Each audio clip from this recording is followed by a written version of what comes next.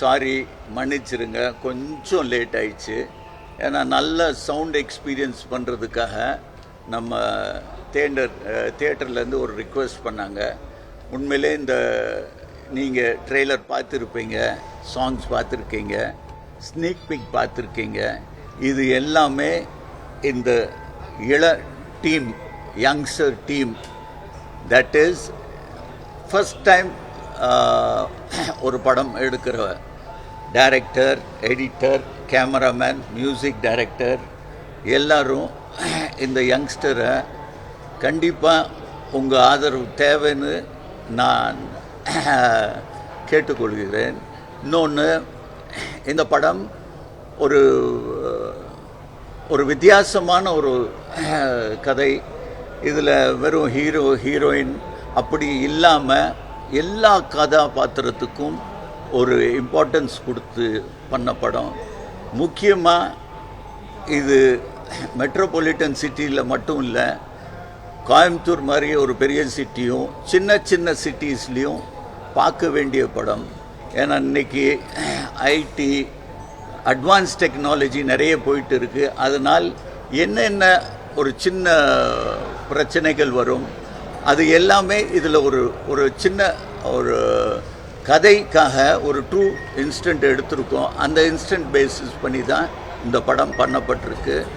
இந்த படம் நிச்சயமாக நீங்கள் கொடுத்த காசுக்கு கண்டிப்பாக வீண் போகாது.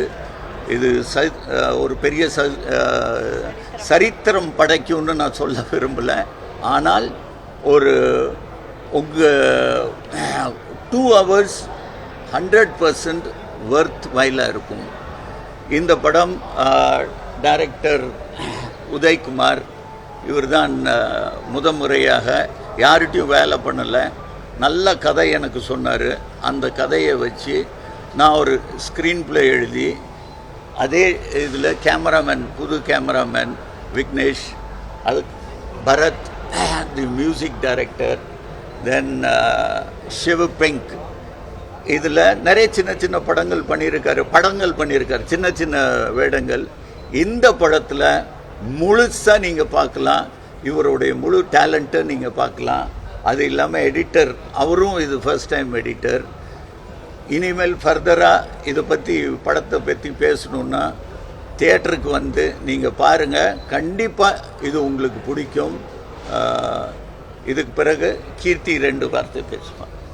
இது தமிழ் சொல், சுத்தமான தமிழ் சொல். இன்றைக்கி நிறைய ஆங்கில சொல்லில் தான் டைட்டில் வருது, அதெல்லாம் நீங்கள் ஜாலியாக பார்த்துட்டு இருக்கீங்க.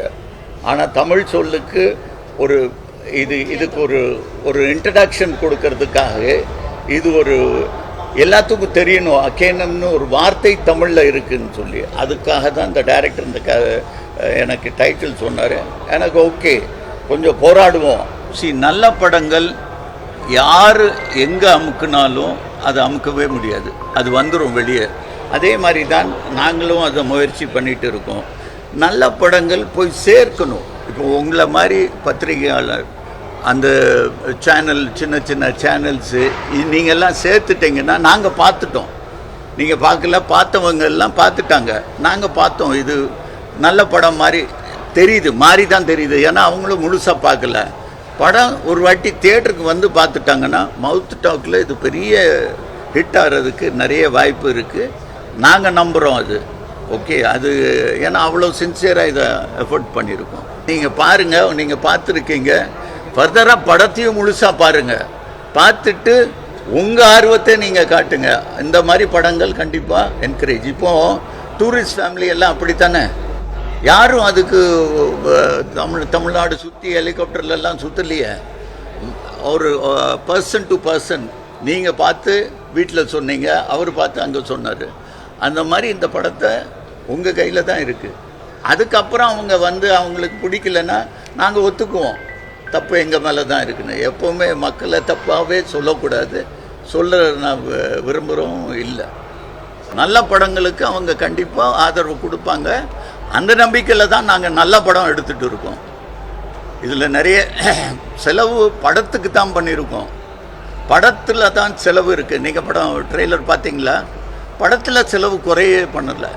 ஏன்னா அதுதான் மெயின். கதையிலையும் படத்துக்கு என்ன தேவையோ அந்த செலவு பண்ணியிருக்கோம். அதான் சொன்னேன், படத்துக்கு நிறைய செலவு பண்ணியிருக்கோம், கேரவனுக்கு செலவு பண்ணலை.